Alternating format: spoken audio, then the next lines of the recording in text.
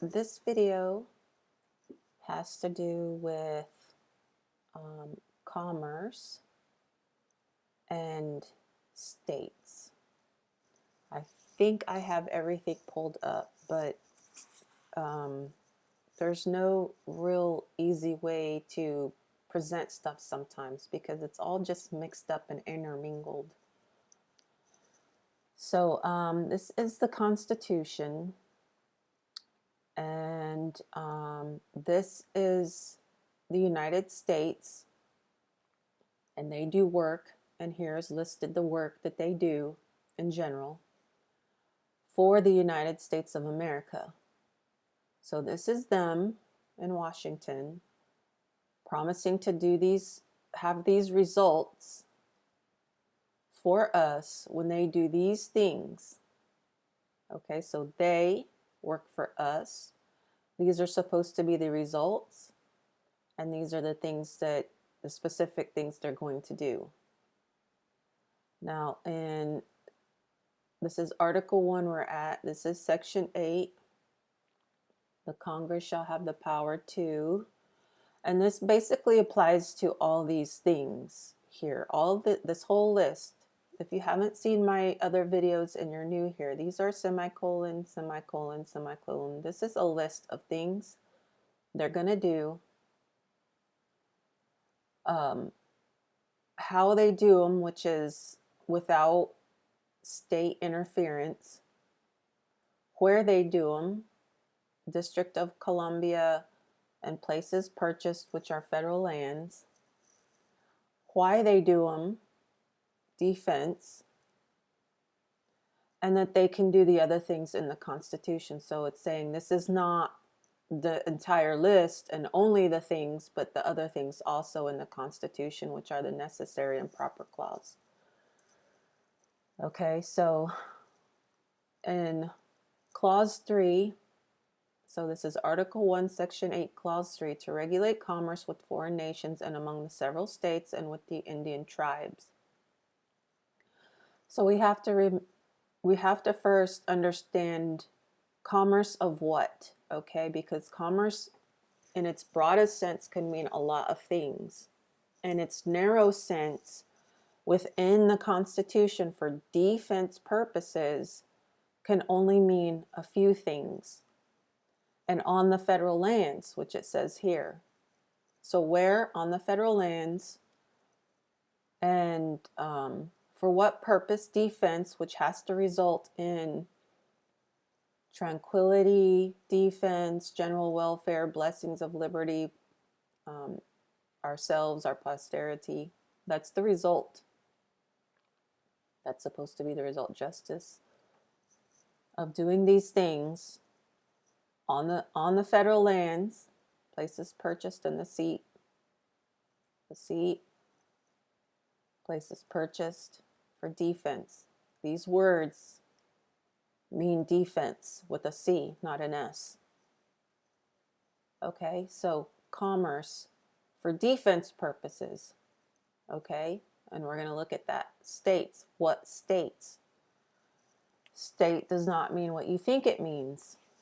Okay, and we're going to look at some of the things that state means, because state in its broadest sense means a lot of things. But what state does the Constitution mean? Okay, because it's a specific noun. It's got a capital S. So it's talking about specific states. The states within the Union. When we say the federal government, we don't mean a government that's everywhere all the time. We mean a government that's on federal lands at the seat. Okay, so we're going to look at a few things real quick.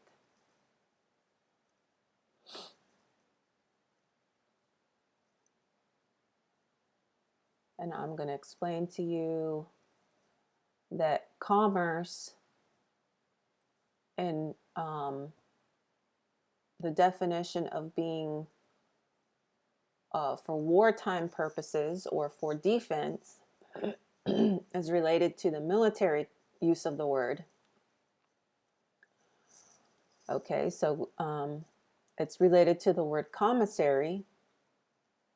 The only way I can think to go over this is just to go over it all.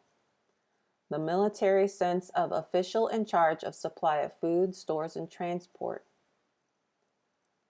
Dates to late 15C, hence storeroom. 1882, U.S. military, especially for selling articles to persons engaged in a particular line of work, and then dining room in a large facility.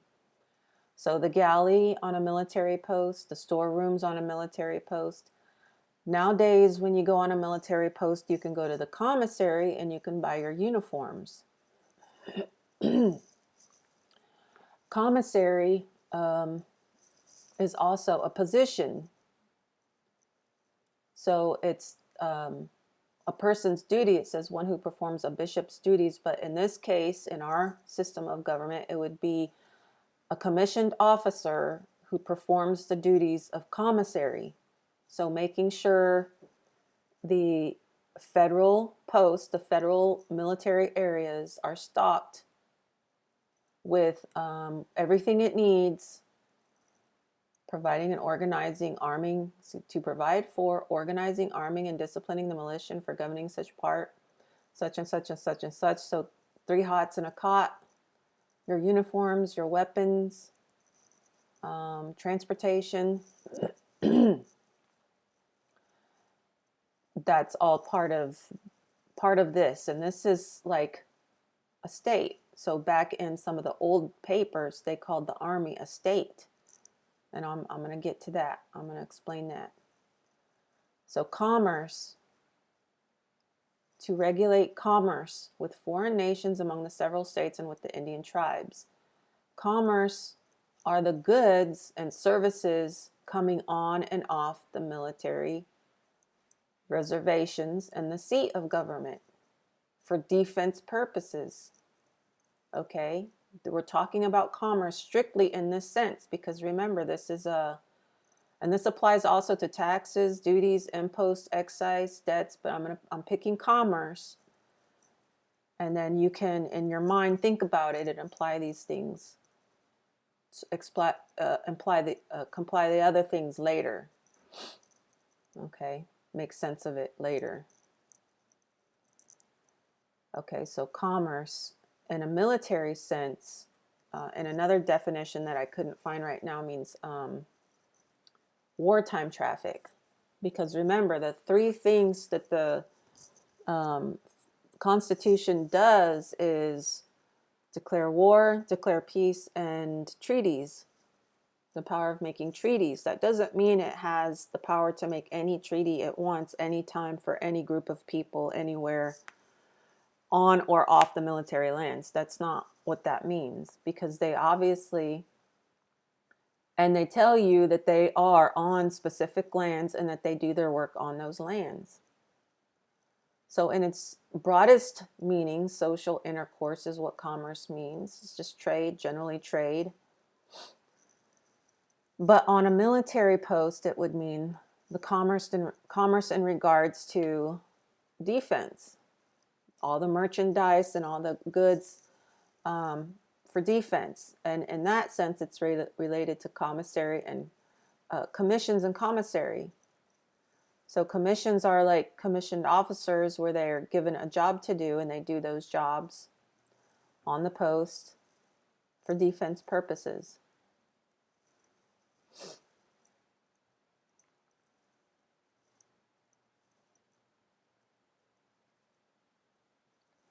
Okay, so where do they do commerce? It says the Indian tribes, foreign nations, and the states. So here's a map from nationalatlas.gov. Someone told me they were able to download these maps. I'm not able to get on the website to download the maps. So this is the map I have. But they have maps like this for every single state. And these colored areas inside here are Bureau of Reclamation, Department of Defense, Fish and Wildlife, Forest Service, and National Parks. Okay, so what we really want to look at is the Department of Defense, because at the time, that was the only state that the federal government created inside the nation of Texas or the Republic of Texas. Because this is not really a state. This is the Republic of Texas, created by the settlers and inhabitants of this territory. This is all the federal lands inside here are a state. And we have that in a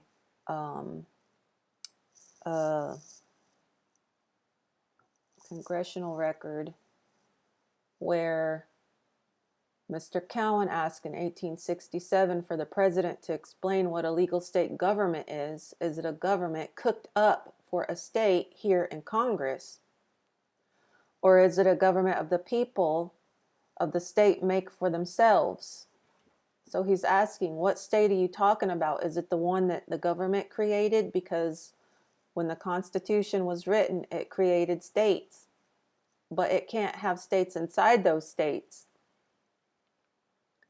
So when it talks about the several states, it's regulating commerce in between the federal lands and between these federal lands and the federal lands here and here and here and here. Because this would be state of New Mexico federal lands trading with state of Texas federal lands. Okay, so let's look at that. Let's look at some of the stuff. This is actually a pretty interesting thing to talk about, I think. So the federal government has its territories. Okay, so all the federal lands inside the nation of Texas are territories, federal territories, called a state. These territories have a jurisdiction, a federal jurisdiction for federal purposes. So the jurisdictions are different depending on what the land is used for. So you have Bureau of Reclamation, that would be a type of jurisdiction. Department of Defense would be a type of jurisdiction. Fish and Wildlife, so on and so forth. And those jurisdictions are listed in the GSA manual because the GSA manual is what the government uses to procure contracts for the Department of Defense. So federal lands used for defense purposes are, according to the Constitution, exclusive legislative jurisdiction areas where it has, the federal government has right to those areas to the exclusion of the state. So the state doesn't have any say-so in those areas. But the federal government was worried at the time that the federal areas would collectively try to secede. And so those areas created by the federal government and the state created by the federal government cannot secede from the Union. But the nation of Texas can secede from the Union. These areas cannot secede from the Union and create a state within a state. Or a part of this area cannot secede from the bigger part and create a state within this state. Okay, so these federal territories cannot secede from the Union because they're created by the Union, but these are not created by the Union. These joined the Union. And so like anything not federal land, anything not used for defense purposes come under some other jurisdiction. And we may be able to find those in the Federal Register. I'm not sure yet. I'm still looking to find out what departments and what lands are coded as what jurisdiction.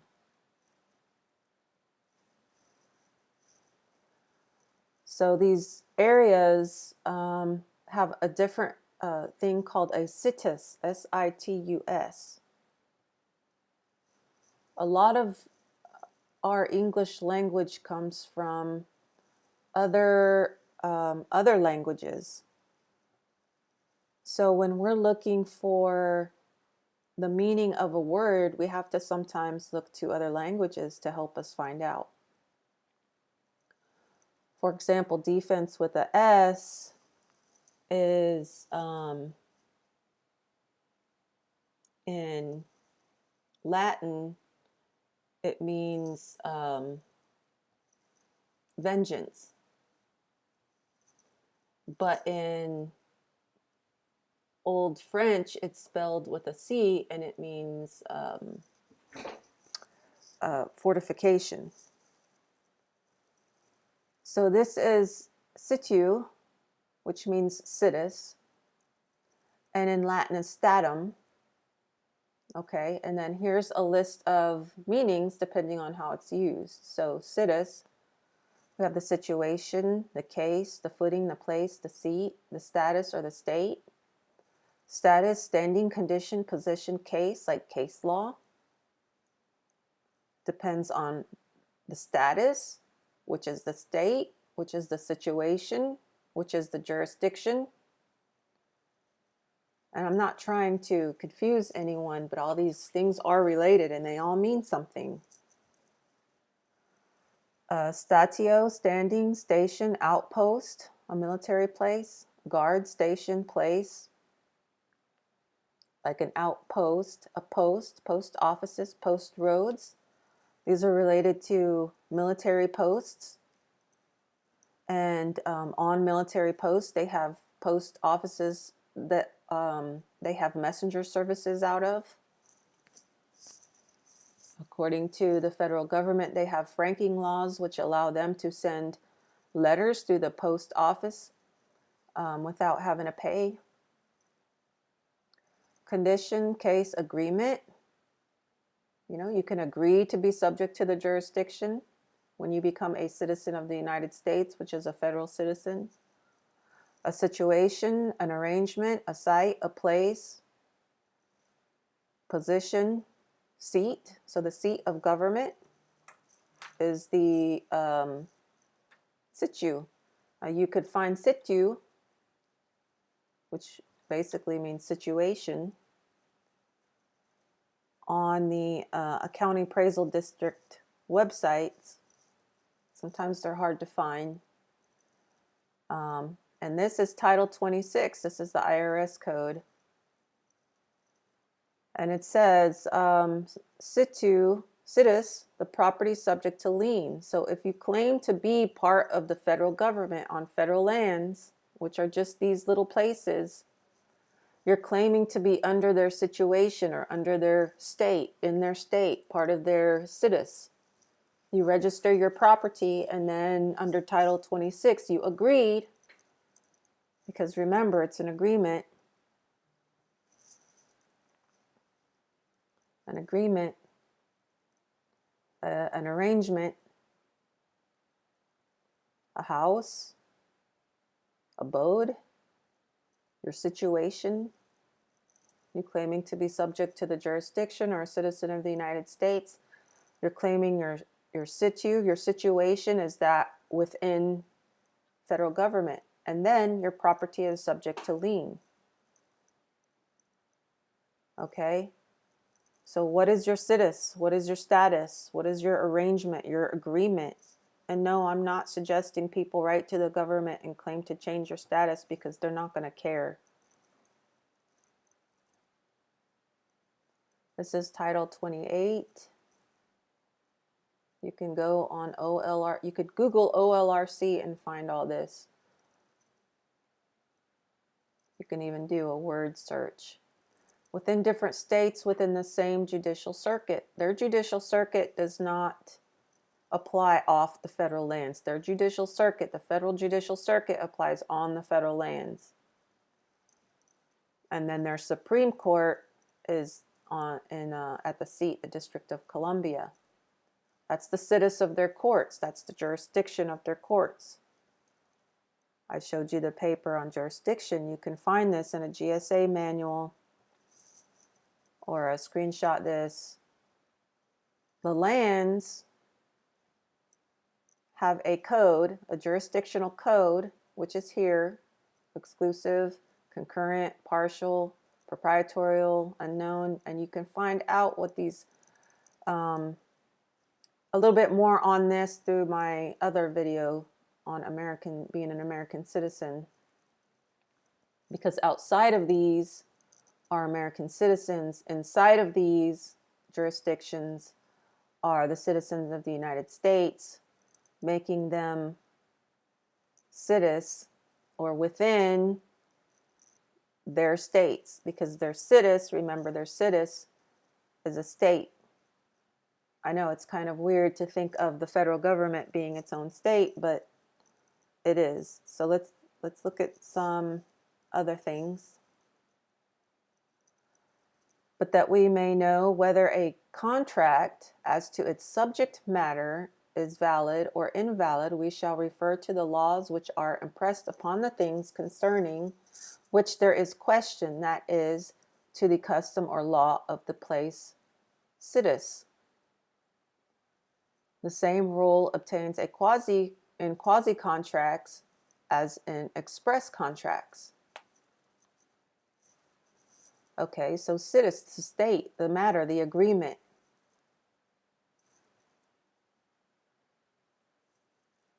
Situs, position, location, site. As for jurisdiction. Jurisdiction, remember, look here. This is in, get a screenshot of this if you like, in this book I'm getting ready to bring up. This is on Hathi Trust. And it's in here. I'm going to go back up. And there's a lot of other really good things in here. And this is the book that, I talked about this book in the other video. This is the book that federal government employees use when they're doing contracts for the federal government, because it explains the jurisdiction that those contracts have in that place. So if a private corporation says it wants to do work for the federal government, that private corporation's charter should have the situs in it, or the jurisdiction codes. Okay, and in that way you would know what jurisdiction they have, and they don't really have any over you unless you're on the federal lands, if you're on those lands. So if they make a law saying you can't carry a weapon on the park and wildlife, then you have to comply with that. But if you're off federal lands, they don't make any laws for you, and you're not a federal citizen, you're an American citizen.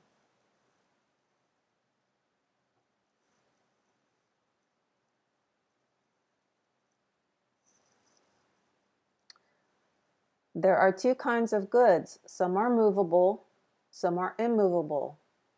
The former, meaning movable, take their law from the person, i.e., the domicile of the person.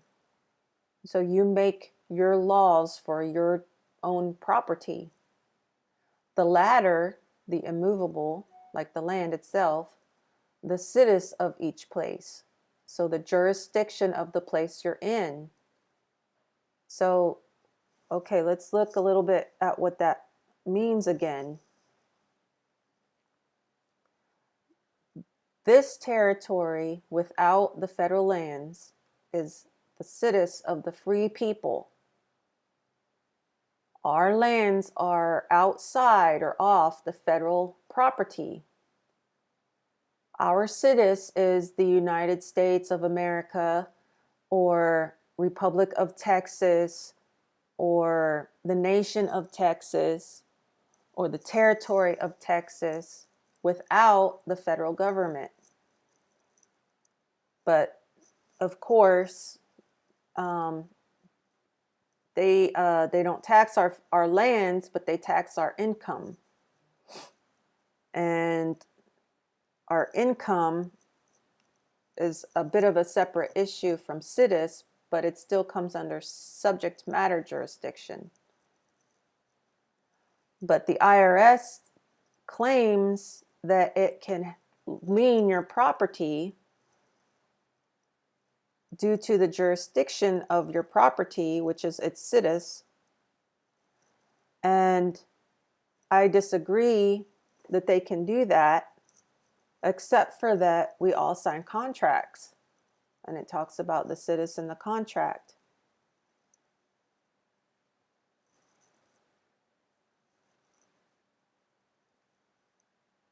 Okay, so what is your situs? Are you claiming to be a citizen of the United States, meaning you're under the jurisdiction, under the authority and the power of the federal government? A citizen of the United States, a federal citizen? And are you making contracts with the federal government to which you're not required to make? Let's look at the OLRC.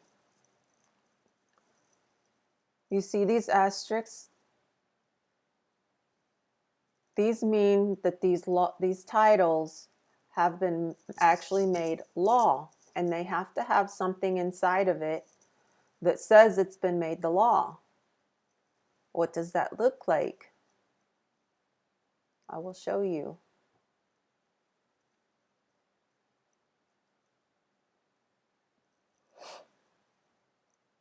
As long as my computer doesn't, sometimes it's low and then I can't bring, this will disappear in a minute.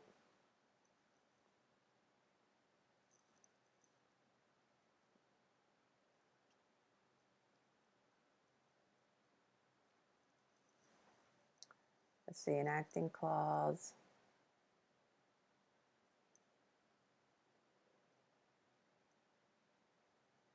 It's supposed to say, this law has been made positive. I know it's in 1.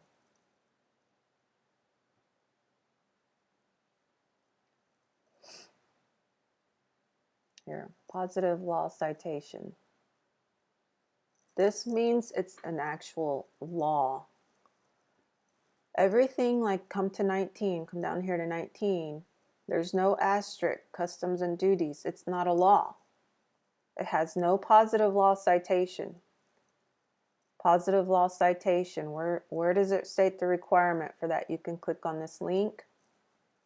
But it also says it in Chapter 3, Section 204. It tells the requirement for a positive law citation. A, and it's the last sentence. I have videos on this, positive law,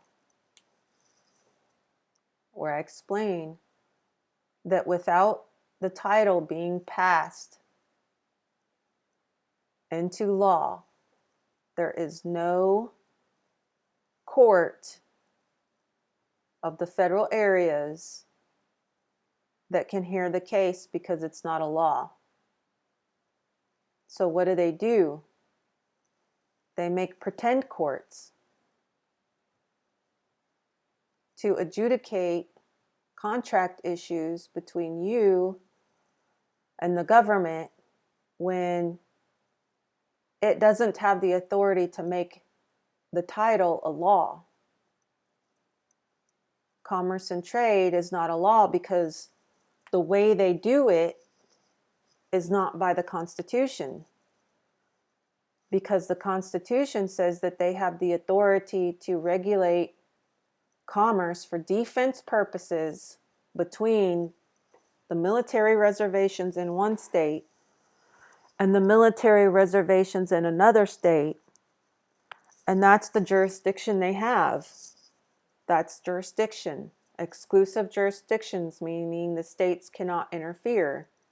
Meaning they thought that at some point in time, the states might try to interfere with the commerce going on between foreign nations and the federal government, Indian tribes and the federal government, and one federal set of areas in one state and the other set of federal areas in another state, and the federal areas inside any of the states and the seat of government. So that if, let's say Oklahoma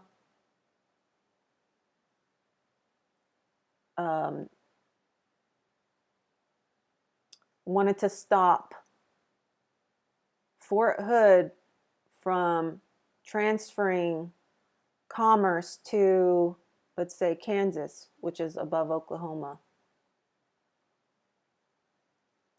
that they can't stop that commerce, that they have a right to their trade between these states, these federal states here, and these federal states here, or the federal states in Kansas, or let's say that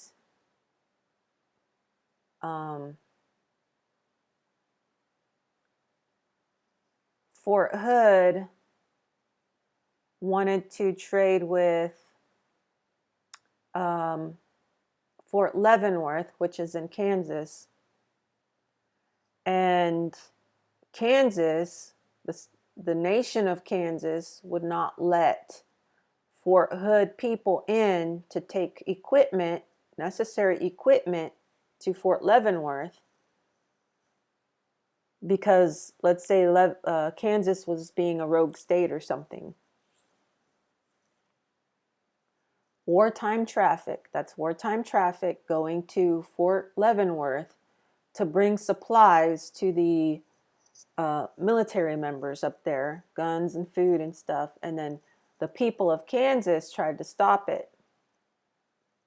Then they have the right to go ahead and go into Fort Leavenworth. So I don't know what measures they would do, but the states agree that they won't stop that commerce. So it's not that the states agreed to be regulated. Okay, let's clarify that. It's not that Texas, the Republic of Texas or Territory of Texas, agreed to be regulated or taxed or anything. It's that they agreed when they joined the Union that they wouldn't stop this Fort Hood place from transferring equipment and supplies outside of the state using the roads. That's why they had to use the roads and make roads under the Highway Act. I think it's Title 30. No, where's highways? 23. However, when you look for the positive law citation in Title 23, I cannot find one. So Title 23 is not actually in the Constitution, and as far as I can tell, is not actually made positive law, even though there's an asterisk right here. Okay, so commerce in here wasn't supposed to be regulated. It was only supposed to be regulated between here, all these federal areas here, and the federal areas in all the other states, territories, without being regulated, without being taxed, because it's wartime traffic. It's essential, it's necessary to keep the peace, right? In a time of war, your reason for fighting a war is to defend yourself so that you can go back to a peaceful state. Well, if they can't move equipment and supplies, then they can't fight the war to remain in or go back into a peaceful state. Right? So, I mean, it makes sense now, doesn't it? That the federal government never had authority to federally tax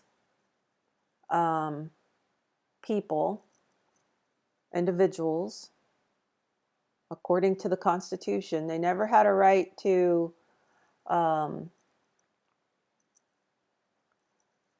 control all the products coming into the entire country of America, the continental United States of America.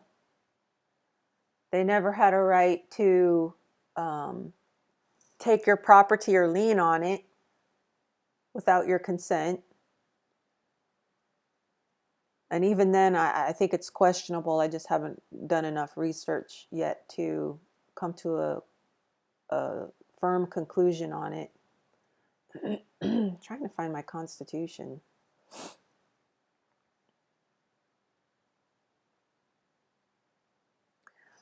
I'll point something else out to you real quick. Okay, I forget what book this is in. It's one I found online. Has to do with the flag.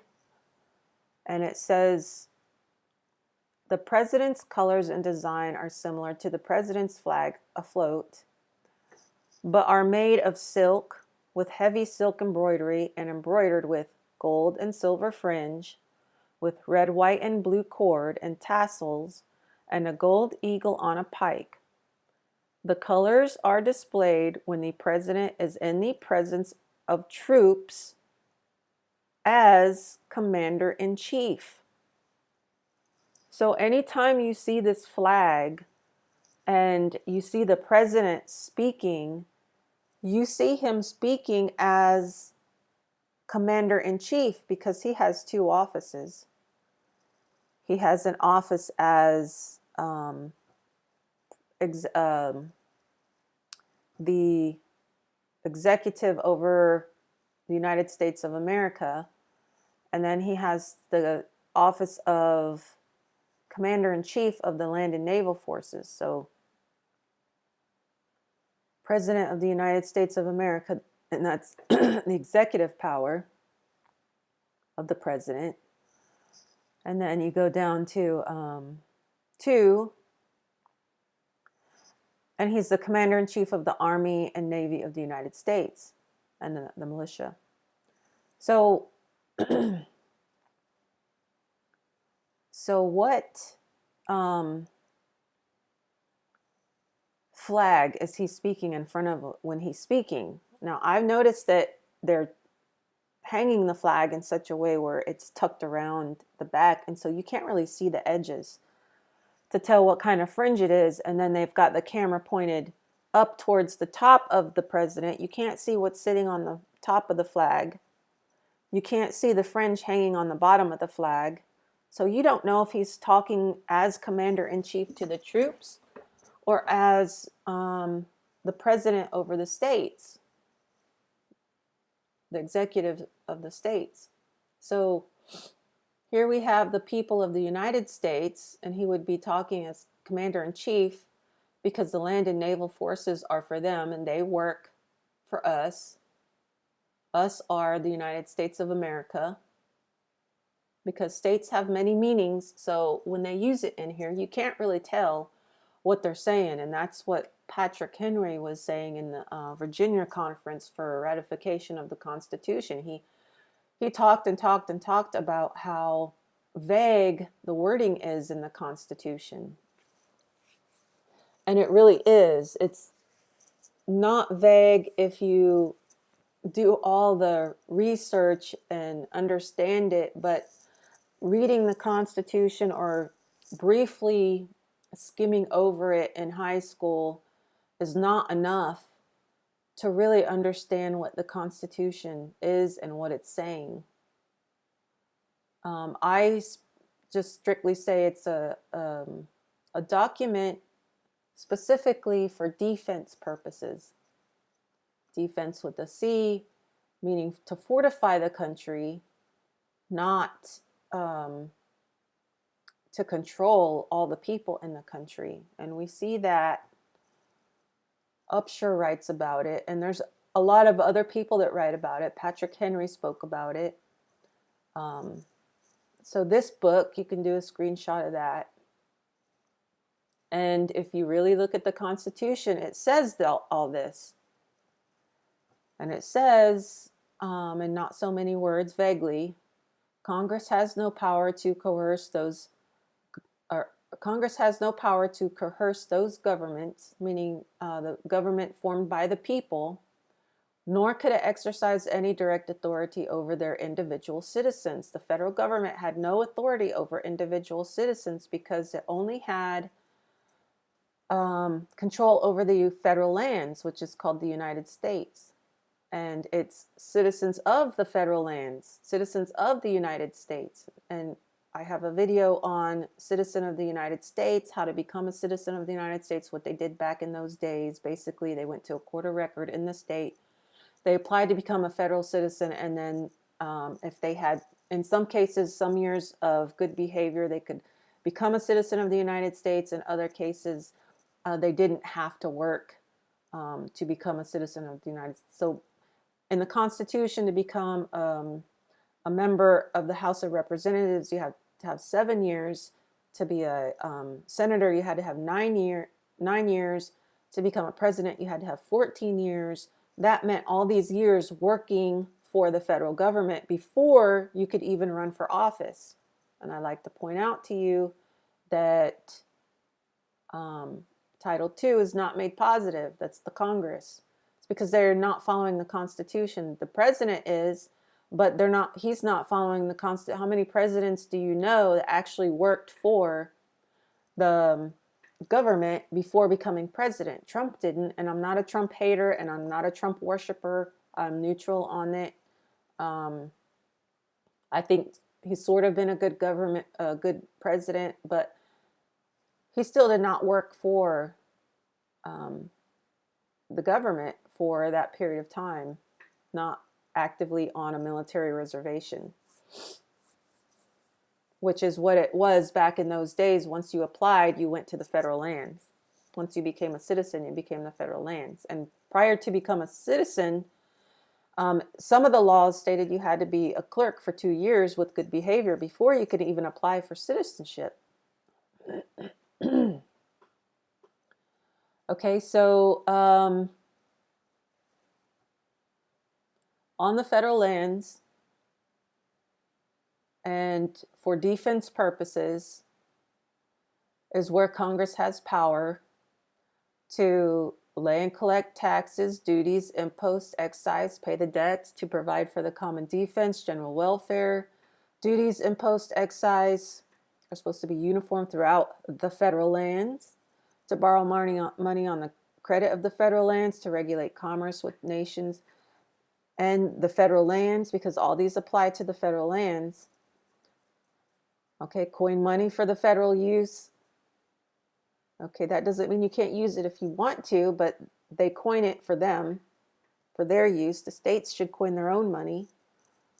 Okay, the territories provide for punishment and counterfeiting the securities and current coin of the federal lands. Establish federal offices and federal roads. The progress of arts and science to its federal citizens. Federal courts and tribunals. Federal government officers out on the water acting as pirates, that they can punish them for committing crimes on the high seas, for committing offenses against the law of nations. To declare war, the federal government can declare war, grant letters of marque and reprisal, make rules concerning the captures on land and water. And that's in war. Raise and support armies, federal armies, federal navy, federal rules, which rules is a law. Rule is the rule of an action for the government, and regulation of the federal land and naval forces. Okay. Oh, I have something on statutes. Let me see if I can find it. Statutes apply to that territory. Here we go. I forgot to show this. Let me make this a little smaller.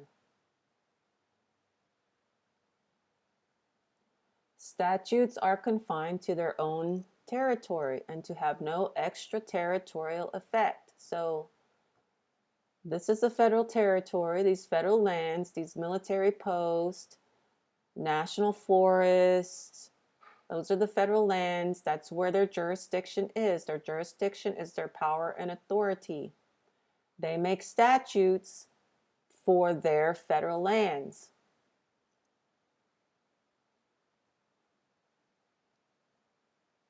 Okay, that's what that says. Statutes are confined to their own territory and have no extraterritorial effect. Extraterritorial. They cannot infringe on the lands outside of their territory. That's the extraterritorial effect.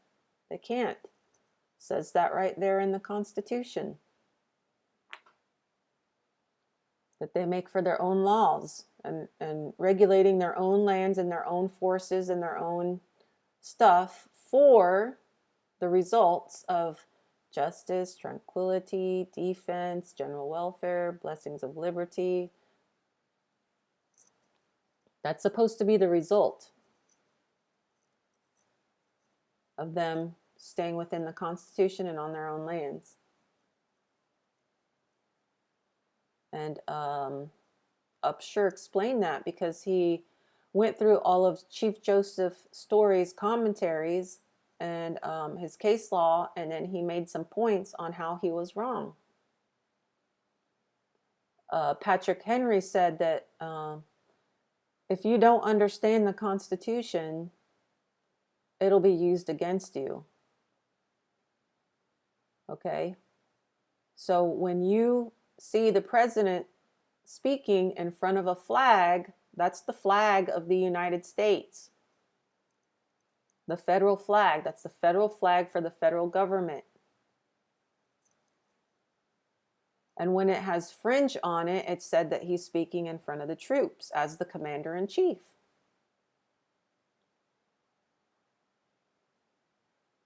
So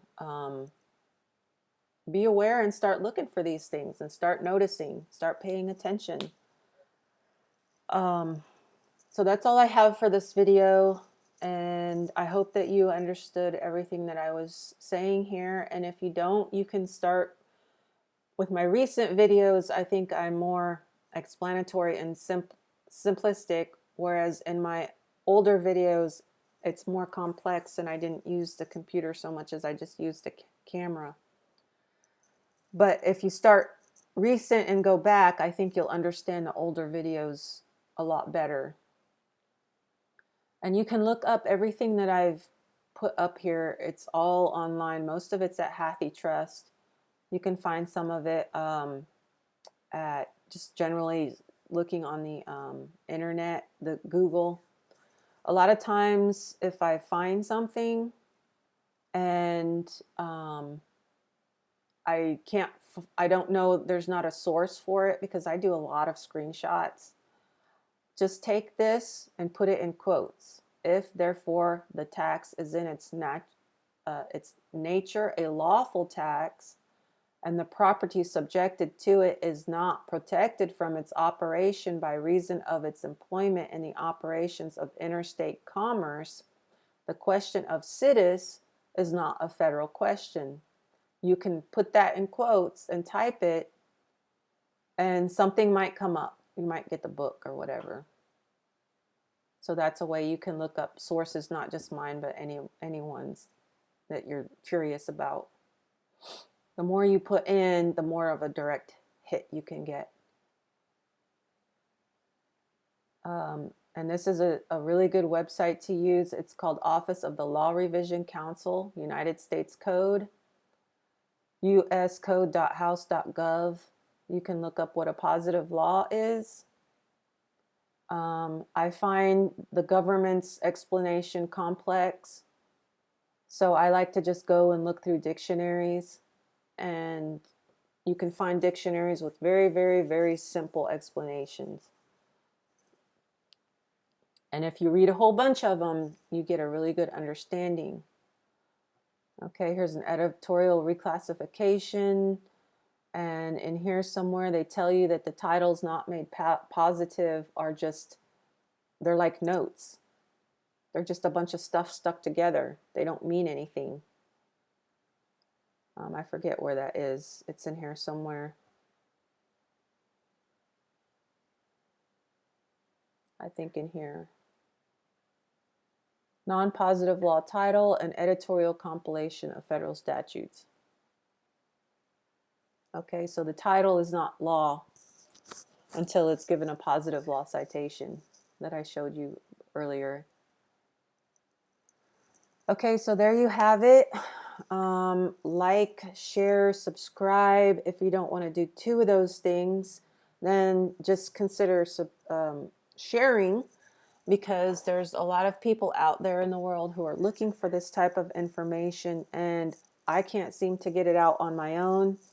YouTube deletes my comments. They delete my comments in reference to people coming and watching my videos, even when it's on other channels that are like mine. They won't let me post links now. They won't let anybody post links, I guess. I can't get on Facebook, Twitter, or Instagram, so I depend on other people for help and emailing out the videos and getting the word out. And even if you just want to copy my stuff and make your own video, that's fine too. You can do that. We just need to get this out as fast as we can, as much as we can, as clearly as we can, so that we can all understand where we stand and where we don't stand. So you have to claim to be an American citizen or a private citizen and not a citizen of the United States, because those are federal people on federal lands. Amendment 14, subject to the jurisdiction, who also are citizens of the states because they want to use state services. But Americans are not federal citizens unless they work for the federal government, in which case they would be a citizen of the United States. Okay, so there we have it. Have a great day. Please share. I'd appreciate it. I'd like to have my freedom. I'd like to keep my income. I'd like to keep my property. I would like the federal government out of my business because it doesn't belong there. It never did. And we need to get this moving so that we can move forward with our lives.